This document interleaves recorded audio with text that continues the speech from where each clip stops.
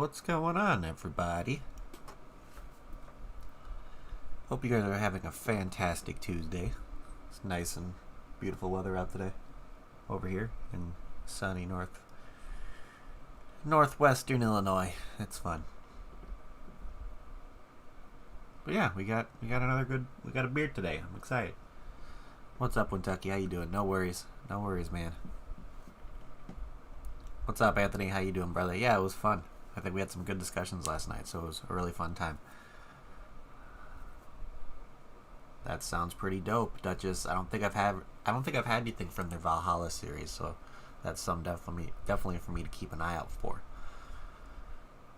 8%. Nice lactose double IPA. Sweet. Very nice. But we're staying in the theme of what we're doing this week so far, so same name of the beer, just different brewery making it, which I'm excited about, because this one's completely fucking different than the one I did yesterday, which is awesome, knowing that you can kind of have the same name of a beer, but it comes from a different brewery, and it's going to probably taste a lot different, because they use different hops in this one, probably, and the profiles of the hops that they use in this one is going to be a very unique profile. I'm curious how it's going to work, but we'll find out. We shall find out.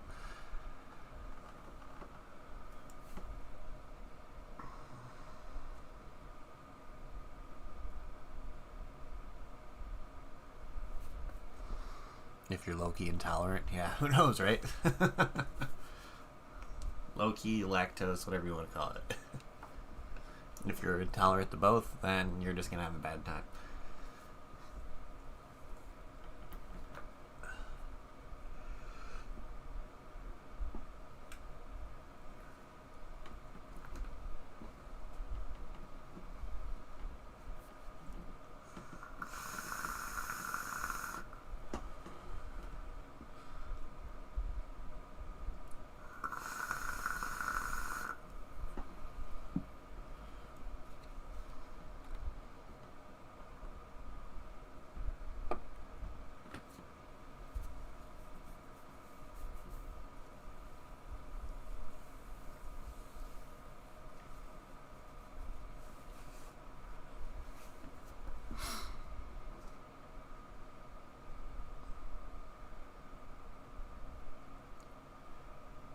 What's up, Robert? How you doing, brother? Dirty Deeds by Allendale Brewing Co. Nice New England IPA. Very nice. Comes out of your ass guard, yeah. Oh, shit.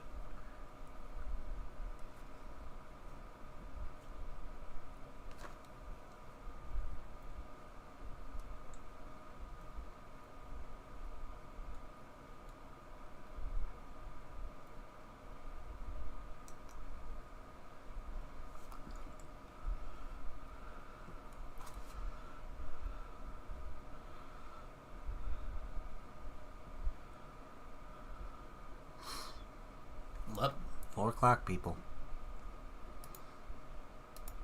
Let's do this.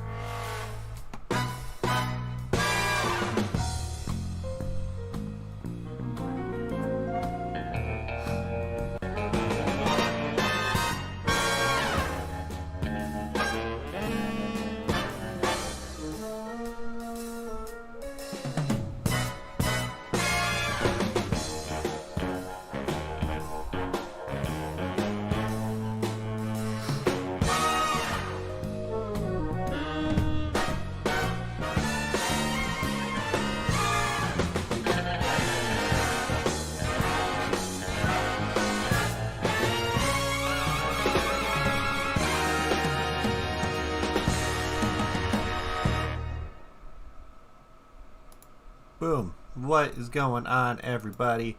Happy Tuesday to you all, and welcome to another live beer review. Today, we're staying to the theme of what I kind of talked about yesterday, where we're going to be doing another review for a brew that's in that kind of series of beers called The Things We Don't Say, which, right, I think it was last week they were kind of doing like a suicide prevention / mental health awareness kind of week, and they were kind of bringing light into the craft beer community that like intolerance when it comes to mental health and like kind of all kinds of stuff is where they're not going to tolerate it. And it was crazy because I believe it was like last week or the week before where there was a lot of like coming out in the craft beer industry to where they were kind of coming out to intolerance and all that kind of stuff and mental health kind of situations within the beer industry itself. And it was all like kind of started from a single employee who worked at a specific brewery, and it kind of pretty much had made a bunch of other people speak out to the situation as well. So kind of a perfect timing for this to come out because it's still pretty fresh in everybody's minds, even though suicide prevention, mental health awareness, and all kinds of stuff should always be on people's minds and everything. But this is also a great situation because today is actually starting June 1st. It's Pride Month, so that's a really cool situation to where this is also involving like the LGBTQ community when it comes to youth doing it and kind of getting bullied when coming out and all that kind of stuff. So this is a very, very really nice program that Eagle Park Brewing Company and then Hope for a Day came out with and collaborated with a bunch of different breweries to come out with an IPA practically. So today we're going to be looking at The Things We Don't Say, but this one is going to be done from Divine Barrel Brewing. They're out of, where are they out of again? Crap. I completely forgot. Hold please. They are out of Charlotte, North Carolina. So I've done one beer from them before, and they're more well known for the kind of the sours. They kind of work on fermenting stuff when it comes to that kind of realm. But being able to try an IPA from them and have them kind of go into a different avenue of stuff that they're comfortable with and come out with like a very nice IPA, I think is going to be a really nice one. It's a nice hazy IPA. They tried to stick to the profile that Eagle Park when they came out with theirs, so they used like the same kind of hops, but of course it's going to be a little bit different depending on like your location and where you're getting your hops from, because it all varies how it's going to taste. So I'm really excited about this one. This one comes in at a whopping 8% ABV, so it's higher than yesterday's. So it's nice to see that they may be coming out with the same style of beer, but they're all going to be different when it comes to the alcohol percentage and all that stuff too. So that's going to change the flavor as well. So from the first beer I had from Divine Barrel, I was a really big fan of it because they took that kind of element of a fruited sour and kind of changed it a little bit, which is really, really nice. So I'm really excited to see what they do on their take when it comes to creating this hazy IPA. And this one is actually hopped with 3 different hops. It's with Cashmere, Azeka, and El Dorado hops, which is kind of, a lot of these bring in, like the Cashmere brings in like grassy kind of notes, hints of like tropical fruit, like a pineapple and mango. The Azeka also kind of emphasizes that tropical note as well, and the El Dorado kind of brings in more like a melony tropical vibe to it. So I'm curious if it's going to be really tropical, maybe have like a slight like lemongrass, grassy note to it. But yeah, without further ado, let's crack this guy open and see what this guy's like on the smell. Come on. There we go.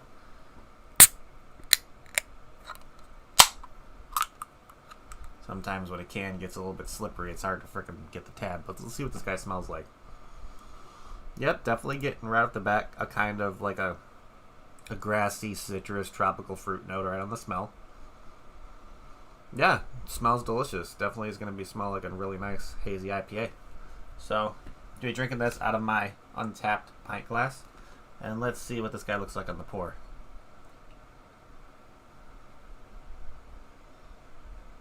Yeah, look at that. Nice and hazy.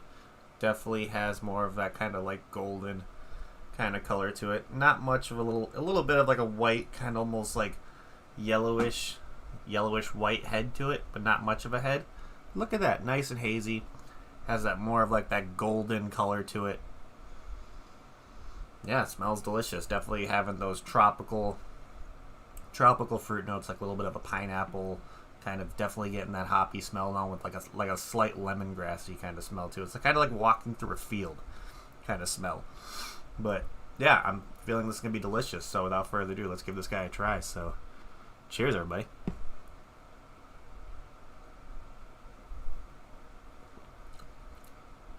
Oh yeah, right off the bat, you get like a nice hoppy bite, mixing with like a slight grassiness, maybe getting like a little bit of a malty sweetness in there. Definitely getting notes of like honeydew kind of notes coming through forward. Definitely have notes of also like a mango-y kind of, definitely has like a creamier mouthfeel. It's like a creamy / a little bit oily mouthfeel, which is really nice. Yeah, this is very, very nice. It's very like, there's a little bit of a boozy note to it, but it's not to the point where it's like a bad booziness. It's only an 8%, so it's right above that realm of not to the point where it's sessionable really anymore. It's kind of just having a few of these, like maybe have 1 or 2 and you'll feel good, which is something I'll definitely enjoy. But yeah, off the first couple sips, very, very delicious so far. Yeah, awesome.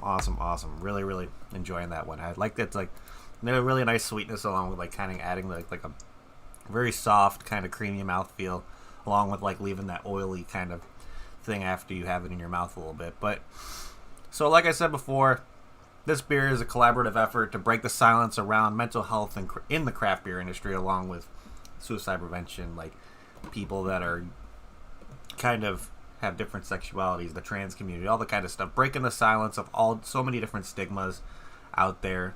And with how it happened like the past few weeks, it's been really kind of breathtaking to see how many people have come forward about stuff and just kind of shared situations that they didn't really enjoy when it comes to some employees that worked at specific breweries that were treated unfairly when it comes to like sexism and all that kind of stuff, racism, you name it.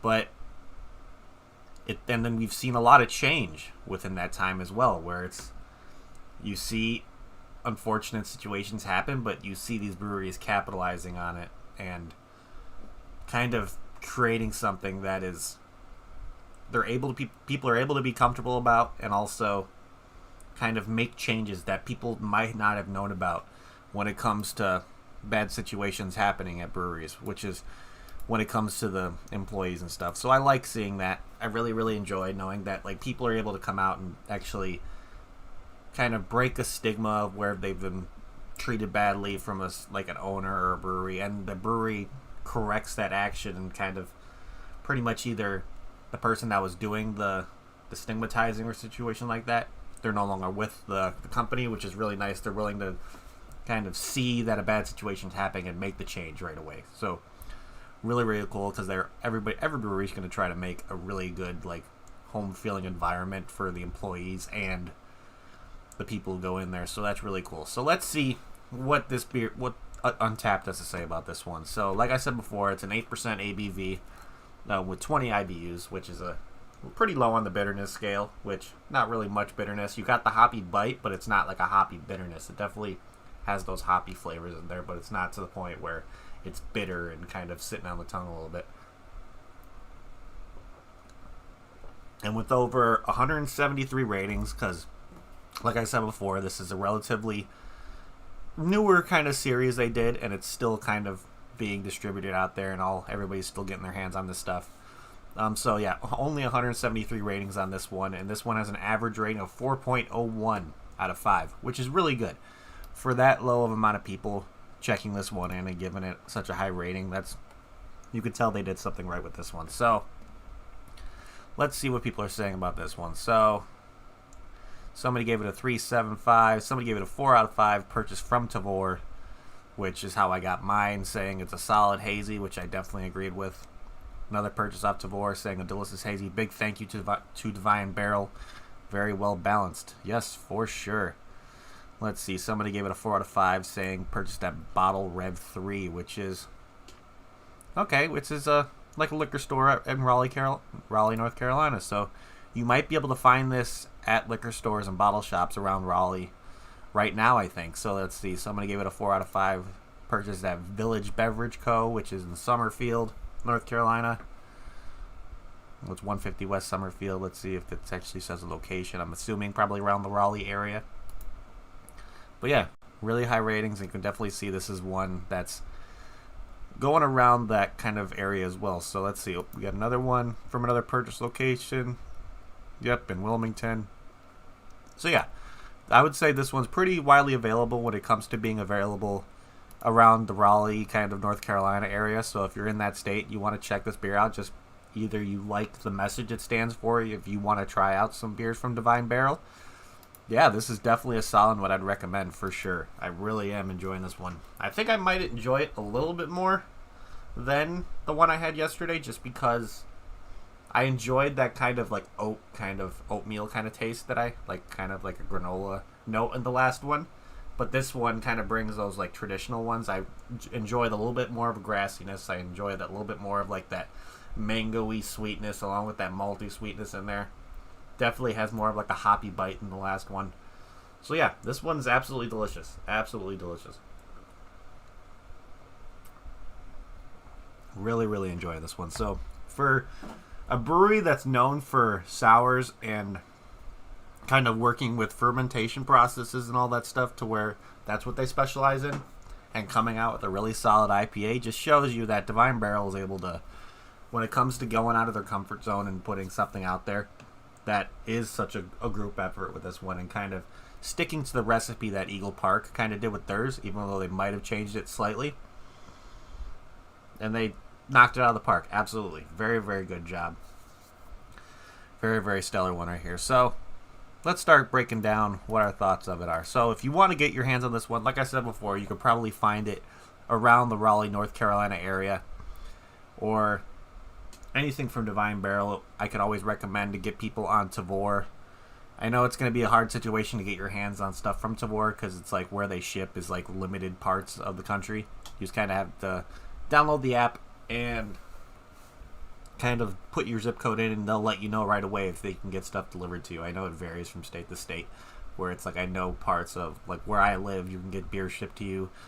Areas around DC, you can get beer shipped to you, along with, let's see, I think the Dallas area, you can get stuff shipped to you. So it kind of just varies from state to state. So I'm assuming if you like live in California, you might be able to get stuff shipped to you. So you just kind of download the app and kind of see, because it's not like a beer subscription service to where you pay monthly and they send you random beers. I mean, you have that option to do that, but they also have the option just to kind of build your own box and pay for the beer as you go through Tavour. So it's like the moment you see a beer you want, you're paying for it right away, and they're putting it all in like a collective box, and then they'll ship that box to you at the end of the month, which is what I do with them, because I like selecting what I want, because to the point right now where I have so much beer in my house to begin with. Plus, like, right now I'm only looking for stuff that are from breweries that I really enjoy, or beers that have really, really unique profiles to it, and kind of something that's not something that I've brought to the channel yet when it comes to the styles / possibly ABV, the flavors, all that stuff. So really, really cool situation over there at Tavour. Always give them big props for what they do, because they always create a really great service. Okay, so Duchess, you check Beverly Hills, California, and Tavour will ship there, so that's really cool. So let's start breaking down my thoughts and kind of go through this beer. So, can art. It's going to be the same rating as yesterday's, just because it's such a clean can art. I really like the colors, and it's pretty much the same thing as yesterday's label, just they changed the brewery on there. So, but Divine Barrel's like kind of logo is sick, because they have that kind of broken, like exploded view of a barrel, which I think is really cool, really clean. And of course, this label is really cool just because you have all the phone numbers on here when it comes to different like hotlines and stuff for the National Suicide Prevention Lifeline, National Sexual Assault Hotline, Crisis Text Line, a phone number / text number for veterans, the Trevor Project for LGBTQ youth, so, and the Trans Lifeline, and the Substance Abuse and Mental Health Services Lifeline as well.